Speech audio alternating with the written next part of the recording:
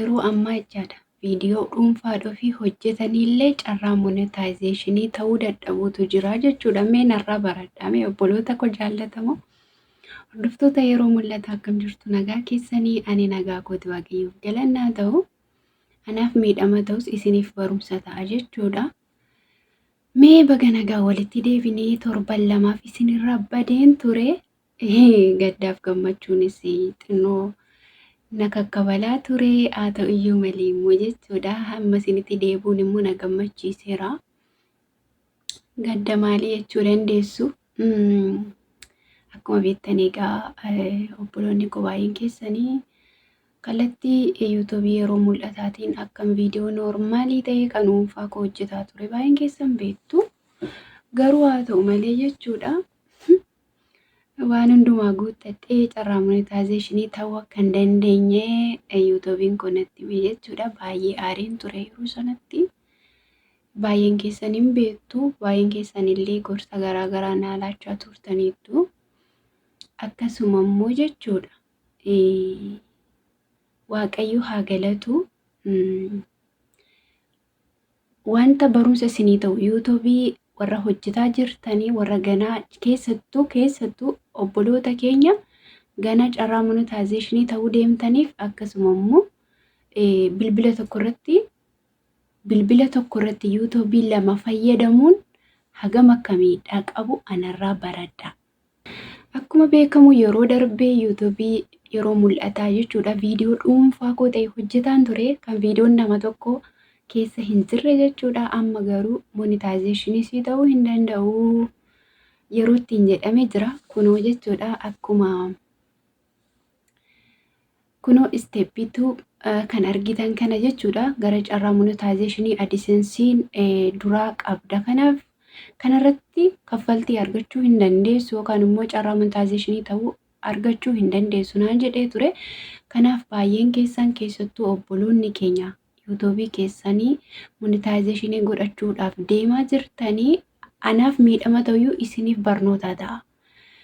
Asumaan immoo jechuudha barnoota kan isinii ta'u kaniin isinii qooduu barbaadu obboloota yuutuubii lama bilbila tokko irratti fayyadamtani. yuutuubii lama bilbila tokko irratti fayyadamuun maa miiliyoonaan siin ilaalamiin adisensii tokko duraan qabda taanaan jechuudha. Bilbila tokko irratti gaafattee carraa monetaayizeeshinii ta'uu jettu abadan yuutuubiin siin dabarsu jechuudha. Anaan kanan naquunname jechuudha. Baay'een keessan hin beektu. Yeroo tokko hojjennee jechuudha. Haalli siistema yuutuubii yookaan immoo adisensii seerasaa fi heerasaa hin hubannu taanaan milkaa'uun keenya hin argamu. Garuu maaltu isin mudatee maal taatee jechuu dandeessu jechuudha. Waaqayyo haa galatu akkuma beektanii jechuudha. Torban lamaaf gara maatii madaamii keenya imallee turre yeroo sanatti carraan walirra na jalaa dhufe jechuudha. yuutuubiin koo guutee akkuma carraa imalassinnis walumarra na jalaa dhufe.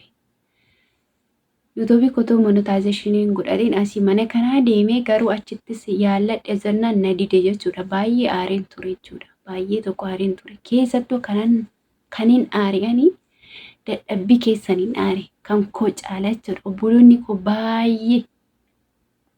baay'een keessan jechuudha. yuutuubii kanarratti aarsaa gurguddaa kaffaltanii turtan. Dhugaa waaqayyoo kan inni aarsi enaan jechuudha. Baay'een keessan aarsaa gurguddaa kaffaltanii turtanii gara liivii na gargaaruutti gara saa'itiitti bilbila keessan gubdanii yeroo keessan gubdanii akkasuma immoo jabaadhu hin milkoota si faana jirra jettanii carraa isinii laatametti illee anaaf taraa dabarsitanii akkasuma immoo keessattuu obboloonni koo jechuudha otoo yuutuubii mataa keessanii hin qabaatiin obboloonni koo baay'ee ani jaalladhuu fi kabaju. Miidiyaa kana osoo hin qabaatiin obboloonni baay'een tokko jiru karaa keessaa jechuudha. Baay'een isaanii viidiyoo naa taphachiisuudhaan kan isaan na gargaaraa turanii jechuudha. Waaqayyo isaan haa eebbisu. Hundi keessan dhugaa waaqayyo tokko lama jedhee isin eebbisuu hin danda'u. Hunduma keessan galateeffachuun barbaada. Maaliif jennaan namni tokko akkuma gaafa waa ati karoorsitu Waaqayyo galma si ga'u nama malees immoo guddachuun hin ta'u. Waaqayyoon gaditti namni baay'ee nama barbaachisa jechuudha. Kanaaf anaan kan na aarse jechuudha dadhabbiin geessanii akkamittiin ija dhaba ka jedhu sanan aare jechuudha. Garuu haa ta'u malee aariin koo torban tokko caalaa nan rakkisne yookaan narran turre milkaa'eera. Waaqayyoof galanni haa ta'u. Milkaa'eera. Haala ittiin YouTube'n kun na didee isinii ibsuun barbaadachuudha. Isteeppii waanii dafee mana simatee isteeppii tuurratti jechuudha qaayidii manatti laate warri kunoo jechuudha amma suura kana akkasittiin argitu. Suura kana yeroo YouTube'n keessan sa'aatii isinii guutee gaafa carraa monetization ta'uudhaaf jettanii isinii baasa jechuudha. Warri kaan immoo kuni eessaa dhufe yoo jechuu barbaadanii warri ganaa monetization taatan jechuudha. Warri kaan beektu. Kanaaf walumaa galatti jechuudha barnootaan ani isinii laachuu barbaadu. Adisensii irratti YouTube'n si qabe jennaan baay'ee ulfaata jechuudha. Adisensii jechuun bakka poostaa waan garaagaraa eenyummaa keessa sirrii itti guuttudha jechuudha. Siigalee miti. Kanaaf obboloonni keenya YouTube'ii tokko irratti adisensii 2 banattanii YouTube hojjetaa jirtan abadan siniin dabarsu. Tokkoon dura monetization taataniitu tana. Bilbila tokkoon anama YouTube tokko qaba mitiire duraan inni hojjetaa jira mitiire adisensii nan qaba. Ufeemmoo yeroo mul'ata isuma irratti hanbane isuma irratti hojjetaa ture. Sinii baay'een keessan beektu. Laayikii taa subscribe daa saayitii silakkaa waan YouTube'n tokko ulaagaa guutuu hunda siif ta'a. Garuu gaafattee carraa monetization ta'uudhaaf taatu adisensii duraa qabdaa siin jedhaan. Tole rakkoon qabu jettee adisensii duraa duukaa yoo wal qabsiistes yeroo salphaa keessatti darbuu dandeessa. Garuu rakkoon isaa maalidhaa? Akka tasaa ta'e YouTube'n 2 gaafa wal qabsiifamu namni kamiyyuu wal qabsiisee hojjetaa jira. Ani immoo wal qabsiisuu hin barbaanne. Adisensii mataa isaa itti uumuu barbaadennaan na dide jechuudha. Darbuu hin dandeessu abadan naan jedhe jechuudha. Kaffaltii argachuu hin dandeessu kanarraa naan jedhe jechuudha. Maaliifin ani adda gochuu barbaade beektu miidhaan isaa maali yoo jettanii akka tasaa ta'e adisensii keessan wal qabsiistanii jechuudha. YouTube'n 2, 3, 4 namni wal qabsiisee hojjetachuu danda'a. Garuu rakkoon isaa maalidha? Akka tasaa ta'e YouTube'n kee tokko gubate jennaan. Tokko monetization sirraa kaasennaan hundi isaa waluma faana si jala illim jedha jechuudha. Kana sodaadheeni kanneen ani adda gochuu barbaade. Yaalaan ture baay'een aaree dhugaa dubbachuu. Amma garuu carraan furmaata maalidha? Adisensii duraa duukaa wal qabsiisu. Ama wal qabsiise jennaan daqiiquma keessatti naa deebise jechuudha. Sinii galee miti. Kanaaf YouTube gaafa banattanii bilbila haaraa irratti kireetii godhattanii isumaatiin immoo hojjettanii isumaatiin immoo monetization gochuu isinii wayya malee akkaawuntiin bilbila kanarrattis jiraate rakkoon qabu. Garuu jalqabuma gaafa chaanaalli tokko kireet ta'u duraan adisensii qabataan rakkisaadha. Kana hundaa kan hin odeessu obboloota YouTube tokkuma hojjetaa jirtan isin rakkoon qabdan. Warra YouTube 2 hojjetaa jiraniifidha dhaamsi kiyya.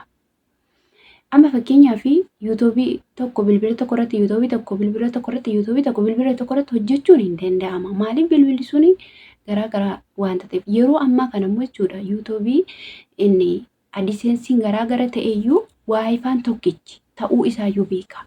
Ati amma fakkeenyaaf bilbila 4 yookaan bilbila 3dhaan YouTube qabda taanaan emailiin kee paaswoortiin kee minaamin kee garaagara ta'ee garuu jechuudha. Waayifaa tokko fayyadamta taanaan iyyuu isayyuu beekaa jechuudha. Siistemni AdSense baay'ee rakkisaadha dhugaa dubbachuuf. Abdulli yeroo baay'ee hin barsiisaa jechuudha. Walumaa galatti obboloonni koo gana monetization ta'uudhaaf bilbila tokkoon YouTube tokko bicha hojjetaa jirtan isin rakkoo hin qabu. Isinii galee miti? Ani amma kan anaan na mudate viidiyoo noormaalii hojjetaa jirta gisuu akka ijoollee namaa viidiyoo namaallee liivirra kaa'an jirtu daftee milkootaa minaamin jechaa turan ijoolleen jechuudha. Anillee eeyyee jedheen abdiimaan eegaa ture. Garuu YouTubein akkan ani duraan YouTube biraa qabaadhee bilbila tokko irratti YouTube lammaffaa banadhe beekee na dabarsuu dide jechuudha. Kanaaf isin warri YouTube tokkuma hojjetaa jirtan jabaadhaa hojjetadhaa. Isiniif amsan ani qabu ganaa sa'aatii guddadheen poostaa baafadhaa jettanii hin taa'ina. Poostaa yeroo sa'aatiin keessan 3,000 2,000 irra jiru baafadhaati kaawwadhaa. Yeroo amma poostaan baasuun baay'ee ulfaataa jira Itoophiyaa keessatti jechuudha. Firoota keessan haa ta'u, obbolaa keessan haa ta'u, namootuma baasuu danda'anii baasifadhaa. Poostaa irratti isin qophaa'uu qabdu. Warri chaanaala tokko qabdanii ganaa monetization ta'uudhaaf deemaa jirtan. Warri YouTube 2 qabdan immoo otoo dandeessanii YouTube lamaanuu otoo adda adda godhattan bareeda. Maaliif jennaan akkuma barrii tokko mana barrii tokko gadi cuftu barrii sanaan ol galtee kiraasii garaagaraa seentamiitiire YouTube garaagaraa AdSense kee tokkicha guuta jennaan gaafa inni tokko si adabu yookaan monetization sirraa kaasu hundi sirraa ka'aa jechuudha. Kanaaf ani amma barnootan ani argadhe chaanaala wal qabsiistee lamaan saal takka dhabuurraa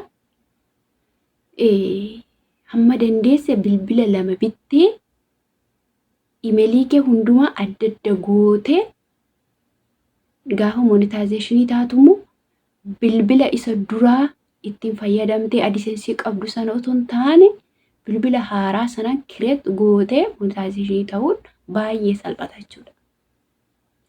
Haala kanaatiin jechuudha. Obboloonni keenya baay'een keenya barnoota AdSense qofaatti, barnoota imeelii qofaatti, barnoota haala kamiin viidiyoo garaagaraa copyright strike copyright minaaminii kana gadi fageessinee hordofnee hin beeknu jechuudha. Kanaaf yeroo ammaa kana warri barsiisummaa YouTuberii ta'an jechaadha. Barsiisaniituma viidiyoo isaanii irratti gallakkisu malee keessaa nootu ati na gargaaretti qubaan nama galagashan dhugaa waaqayyo. Ijoolleen sababa keessaan itti baay'attuuf sa'aatii ati rakkina kee barbaaddee axxee nama sanatti himattutti simatani. Kanaaf maal gootu beektaa? Barnoota afaan garaagaraa haa ta'uyyuu yeroo ammaa waa'ee chaanaala namni barsiifne hin jiru jechuudha. Afaan Oromoo bichaan eegina isin istaayiliin isaa isinii gallan afaan Ingiliffaatiin jechuudha. Seerchii gootanii wanti isin hin baane hin jiru. Bakka yoo gurri keessanii dhaga'uu baattan illee bakka namni sun itti tuttuqu bartu ilaaltanii jechuudha. Kanaaf waa'ee YouTube salphaa miti obboloota kun dadhabdanii hirriba dhabuun ilaalamee harkaan guutuu irra buluun viidiyoo namoota hordofuun akkasitti aarsaatti kaffalanii milkaa'uu dadhabuu yeroo ati argitu si aarsa baay'ee jechuudha. Baay'ee si aarsa. Kanaaf walumaa galatti obboloonni keenya jechuudha. Akkasuma immoo liivii keessan irratti viidiyoo namaa fuutanii warri hiitanii otoo axxanii miiliyoona galtaniyyuu milkaa'inni isaa muraasa. Isinii galee miti? Waa'ee YouTube of eeggannoo cimaa barbaada. Sababiin isaa YouTube irraa namni galii gurguddaa argataa jira yeroo ammaa. YouTubein sun immoo dhaabbata mataasaa qaba. Akka chaanaala warra kaanii miti miidiyaa warra kaanii haala salphaatiin bira darbamuun hin danda'amu jechuudha. Maaliif ree biizinesii hojjetaa jirta waan ta'eef. Haala siistima YouTube bartee hojjette jennaan immoo akka nama damooza mootummaa nyaatu tokko nyaachuu dandeessa. Maaliif ani ofirratti argeera waan ta'eef jechuudha. Kanaaf dadhabbii qaba. Hojii yuutuubii dadhabbii qaba. Yuutuubii irratti viidiyoo namaa abaluunu fayyadamtee itti milkootee anis nan fayyadama. Yeroo baay'ee akkasitti deemtu ijoolleen keenya. Mul'ata kee nama biraa irratti hin xiyyeeffate. Gaafa namni sun kufu hin kuftatis. Maaliif jennaan yeroo baay'ee ijoolleen keenya tokko yeroon alliibii seenu viidiyoo irratti hin hidhattu ati naan jechaa turan nan dide. Sinii galee miti nan dide. Haa ta'u malee immoo ijoolleen keenya baay'een keessan itti milkootanis kan isin adabaa jiru jira. Akkasuma immoo erga guuttattaniis immoo dudduubattan sin deebisu jira. Kanaaf maal gochuu qabdu?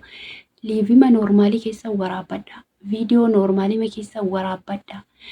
Dafii naa ilaalamuu dide jettanii hin cannaqamina. Wanti kan keessan ta'e jechaadha. Wanti dhuunfaa keessanii ta'e hin tura hin bula malee iddoo isaatiin socho'u. Sinii galee miti? Viidiyoo namaa immoo irra keewwattanii otoo viyuu miiliyoona meeqaan isinii ilaalame yeroof isin milkeessa malee isin adabuu hin hafu jechuudha. Maaliif ani duraanii ijoollee keenya baay'ee isaanii waan argeef akka inni miidhaa qabu amma hubadhe jechuudha. Sinii galee miti? Chaanaalli keessan suuta'ima isinii guddachuu wayya. Amaatanii wanni ta'uurra. Haala kanaatiin immoo obsa nama barbaachisa. Dhugaa dubbachuuf obsa nama barbaachisa.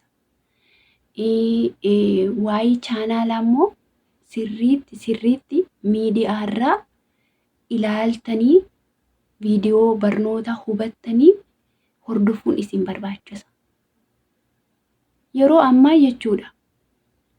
Abaluun naa sirreessaa jennee nama garaagaraa dubbisuu qabna. Iddoo wallaallettis namarraa barachuu qabna. Garuu immoo ofii keessa immoo barumsa dabalataa miidiyaa garaagaraa hordoftee haalatti chaanaalli sirrachuu danda'u hubachuun nama barbaachisaadha. Namni namarraa barata sirriidha. Kanaaf hin callisina, shillaan godhina, calmatanii liivii galuu qofaa miti, calmatanii viidiyoo poostii gochuu miti. Sinii galee miti? Akkamittiin akka chaanaalli kun boruun isaa maal taasa jedhamu xiyyeeffachuu barachuun sin barbaachisa. Kana fakkaata yaadni koo guyyaa har'aa. Waaqayyo haa galatu. Yeroo ammaa kan inni milkaa'etan jira. Obboloota na gargaartaniifis Waaqayyo isin haa eebbisu. Gooftaan isin wajjin haa ta'u. Naaf jiraadha. Baay'een isin kabaja, isin jaalladha. Ayyaanni isaa isiniif haa baay'atu. Hunduma keessanii namoota amantii garaagaraa ulfaadhaan isiniin jedhaa eebbifamaa.